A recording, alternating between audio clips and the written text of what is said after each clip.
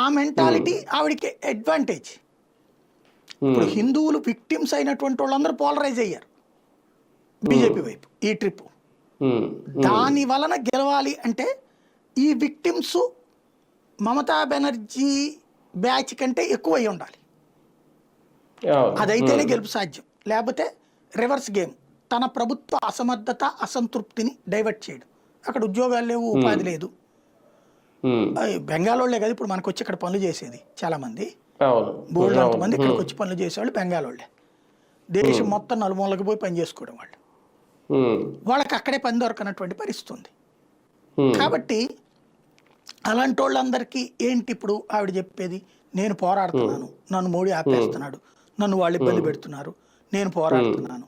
ఎక్కడెక్కడో ఉంటారు వీళ్ళు. లోకల్గా ఉన్న వాళ్ళకి తెలుసు అక్కడ ఏం జరుగుతుంది. ఎక్కడెక్కడో ఉన్న వాళ్ళందరూ కరెక్ట్గా అక్కడికి వెళ్ళేందుకు ఏర్పాట్లు చేస్తుంది ఆవిడ. మనకు గనక ఎలక్షన్స్ అప్పుడు తెలంగాణ నుంచి ఈ ప్రాంతాల నుంచి పిలుచుకొస్తారు చూడండి, ఆ టైప్లో. కాబట్టి ఇది ఇంకొకటి ఏంటి, కాంగ్రెస్ని కమ్యూనిస్టుల్ని ఈ కార్నర్లో ఇరికిచ్చేసింది. ఇప్పుడు ఏంటి, మమత పోరాడుతోంది మోడీ మీద, కాంగ్రెస్కి అక్కడ సీన్ లేదు, కమ్యూనిస్టులకి సీన్ లేదు. ఒకప్పుడు వాళ్ళే పరిపాలించింది. కమ్యూనిస్టులు 30 ఏళ్ళు పరిపాలించారు, కాంగ్రెస్ పార్టీ 30 ఏళ్ళు పరిపాలించింది.